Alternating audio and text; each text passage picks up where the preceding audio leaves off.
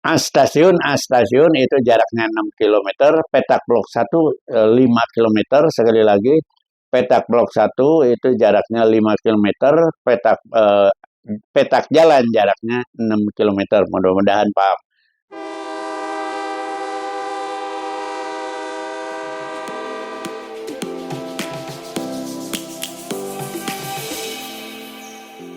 Sekarang sedikit awal gitu ya, awal membahas masalah perkeretaapian khususnya di Indonesia, di mana perkeretaapian itu selalu ada prasarana. Nah, prasarana ini termasuk jalan, kemudian stasiun, jembatan, kemudian termasuk sinyal dan telepon, termasuk listrik, terutama listrik untuk kereta, yaitu untuk kereta listrik. Kemudian ada sarana perkeretaapian, yaitu ada sarana perkeretaapian itu ada kereta api yang memiliki tenaga gerak sendiri, ada juga kereta api yang tidak memiliki gerak sendiri, artinya ditarik oleh sarana lain, yaitu lokomotif. Kemudian yang ketiga adalah SDM, terutama regulasi atau SOP, standar operasional prosedur, gitu, SOP. Nah, kita sedikit membahas prasarana khususnya yang berkaitan dengan lalu lintas kereta api. Yang pertama yaitu petak jalan, gitu ya. Petak jalan memang dari peninggalan Belanda. Itu definisinya itu adalah bagian jalan kereta api di antara dua stasiun bersebelahan. Sekali lagi, petak jalan adalah bagian jalan kereta api di antara dua stasiun bersebelahan. Kalau kita lihat di situ tidak jelas batasnya mana, gitu ya. Batasnya yang mana. Jadi akan menimbulkan multitafsir. Jadi setiap karyawan atau mungkin siswa juga, kalau pernyataan seperti itu atau definisi seperti itu, bahwa petak jalan di antara dua stasiun bersebelahan, ada yang menafsirkan sinyal keluar dengan sinyal keluar, ada yang menafsirkan sinyal masuk dengan sinyal masuk stasiun sebelahnya, ada yang menafsirkan wesel dengan wesel akhir dengan wesel awal di stasiun sebelahnya. Khusus dari saya, kemudian mungkin di PM Peraturan Menteri 1110 itu sudah dijelaskan juga, sudah didefinisikan, yaitu petak jalan itu antara dua stasiun bersebelahan. Maksudnya stasiun juga stasiun operasi, artinya stasiun yang ada weselnya. Kalau stasiun itu, kalau di PT Perkeretaapian kayaknya sih di semua gitu ya, khususnya di Indonesia, stasiun itu tengah-tengah stasiun, artinya tengah-tengah emplasemen, tengah-tengah, sehingga titik kilometer stasiun itu menjadi titik pusat suatu stasiun. Jadi fungsinya untuk apa sih petak jalan ini? Fungsi petak jalan ini adalah untuk mengetahui kalau sudah ada kecepatan adalah waktu tempuh. Sehingga di dalam GPK atau grafik perjalanan kereta api, nanti kapan-kapan kita belajar GPK, grafik perjalanan kereta api, garis-garis mendatar itu di samping kirinya ada nama stasiun, itulah namanya petak jalan. Jadi antar dua garis itu namanya petak jalan. Di samping kiri gitu ya, di samping kirinya itu suka ada jarak antar dua stasiun. Karena di GPK itu lengkap. Ada titik kilometer stasiun, di antara dua stasiun itu namanya ada jarak. Nah, di sampingnya itu ada garis. Di isi GPK itu ada garis. Nah, garis itulah yang namanya, antara dua garis itulah yang namanya petak jalan. Kita sekarang ke peta blok atau dalam bahasa Inggris itu block section gitu, block section, petak blok. Nah, petak blok ini khusus untuk mengatur perjalanan kereta api. Artinya dalam satu petak blok tidak boleh diisi lebih dari 1 KH. Itu petak blok. Batasnya mana? Gitu ya. Batasnya itu yaitu petak blok adalah bagian jalan kereta api yang dibatasi oleh 2 sinyal utama berurutan. Sinyal utama yang dimaksud itu mana? Gitu, yaitu sinyal masuk, sinyal keluar, dan sinyal blok bila ada. Jadi yang utamanya itu sinyal masuk dan sinyal keluar. Gimana kalau tidak ada sinyal keluar dalam jenis hubungan blok telegraf? Nanti mungkin jenis hubungan blok dibahas khusus.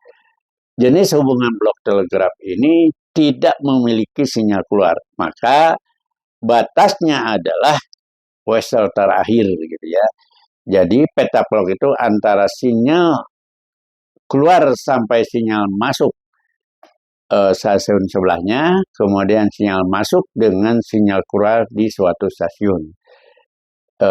Sehingga kalau saya nih sedang membuat buku gitu ya, dan membuat buku lalu lintas kereta api, insya Allah semoga tahun ini bisa terbit.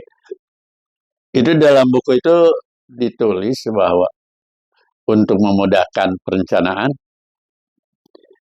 petak blok itu ada petak blok 1 atau petak blok 2 gitu ya. Petak blok 1 itu antara sinyal keluar suatu stasiun sampai sinyal masuk stasiun berikutnya.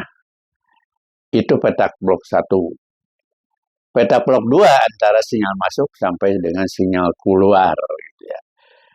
Kemudian kenapa disebutkan petak blok 1, petak blok 2?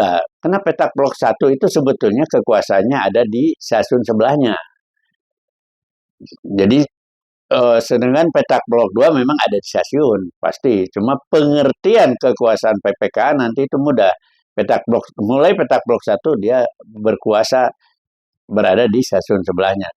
Karena pada prinsipnya di perkeretapannya itu siapa yang memberi aman atau memberi blok, itulah yang tanggung jawab. Sehingga sinyal keluar itu kalau sudah sistem blok, terutama dulu awal-awalnya mekanik mulai tahun 1970-an, sinyal keluar itu dikunci oleh stasiun sebelahnya. Jadi kalau suatu stasiun ingin memberangkatkan kereta api, maka minta blok ke stasiun sebelahnya. Kalau sudah diberikan blok, baru sinyal keluar bisa dilayani. Kalau tidak diberikan blok, tidak bisa dilayani.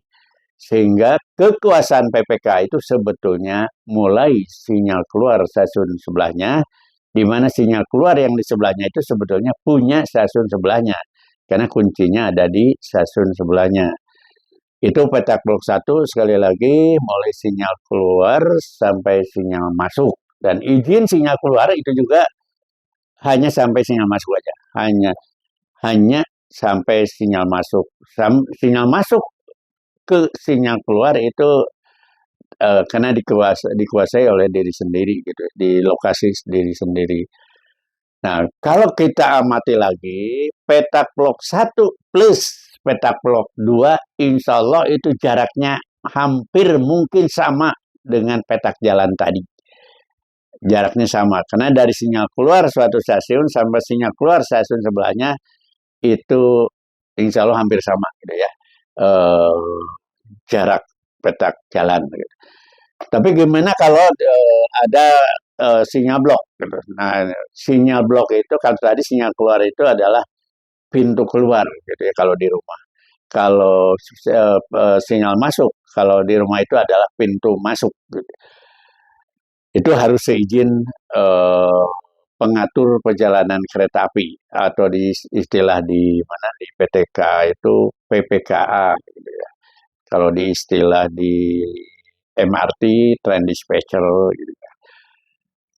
Selanjutnya, kalau antara dua stasiun itu terlalu jauh jaraknya, mungkin 10 kilo, mungkin 20 kilo, atau 5 kilometer, sehingga headway kereta api itu menjadi antar dua kereta beriringan menjadi lama, gitu ya. Maka petak blok antara sinyal keluar dengan sinyal masuk yang tadi petak blok 1, nah itu dibagi beberapa blok. Untuk apa? Supaya kereta api selang waktu atau headway-nya menjadi kecil. Bayangkan kalau jarak antar dua stasiun, yaitu stasiun petak jalannya itu umpamanya 10 kilometer kecepatan 60, itu berarti headway-nya paling bisa kurang lebih atau lebih dari 10 menit gitu ya. Nah, segimana kalau ingin kereta api bisa headway eh, lebih kecil dari 10 menit menjadi 5 menit atau menjadi 3 menit, apalagi kakomotor ingin jadi 2 menit. Maka yang dibagi itu adalah bukan petak jalan yang dibagi menjadi beberapa petak blok, tapi yang dibagi itu petak blok 1, yaitu petak blok antara sinyal keluar sampai dengan sinyal masuk. Umpamanya contoh dari Jakarta Gambir jaraknya 6 kilo gitu ya. 5 kilometer, 5 kilometer antara stasiun Jakarta dengan stasiun Gambir jaraknya 5 kilometer. Kemudian stasiun itu jaraknya 6 kilometer, petak blok 1 5 kilometer, sekali lagi petak blok 1 itu jaraknya 5 kilometer, petak jalan jaraknya 6 kilometer. Mudah-mudahan paham. Sekali lagi kalau petak jalan itu stasiun. Kalau petak blok itu, petak blok 1 itu antara sinyal keluar Gambir sampai sinyal keluar maaf eh, sinyal keluar Jakarta Kota sampai sinyal masuk Gambir itu 5 kilometer. Tapi kalau stasiun 6 kilo. Sekarang ingin headway 2 menit. Syarat mutlaknya adalah setelah dihitung petak blok harus 500 meter. Nah, silakan yang dibagi itu petak jalan atau petak blok 1. Petak jalan itu 6 kilo, petak blok itu petak blok 1 itu 5 kilo. Jadi yang dibagi itu adalah petak blok 1, yaitu antara sinyal keluar sampai dengan sinyal masuk stasiun Gambir, atau sebaliknya antara stasiun Gambir keluar sampai sinyal masuk Jakarta Kota. Baik, saya kira kalau terlalu banyak juga nanti bingung. Nanti mungkin dalam minggu depan atau 2-3 hari mendatang akan dibuatkan video berikutnya, masih ke bagian jalan di jalan rel yang kaitannya dengan kereta api. Ya, diantaranya nanti akan kita bahas apa sih itu emplasemen, apa sih itu jalan bebas, apa sih itu wilayah stasiun dan sebagainya. Mungkin itu aja saja. Nanti video berikutnya insya Allah dalam waktu dekat akan ditayangkan lagi gitu ya. Oke. Terima kasih. Wassalamualaikum warahmatullahi wabarakatuh.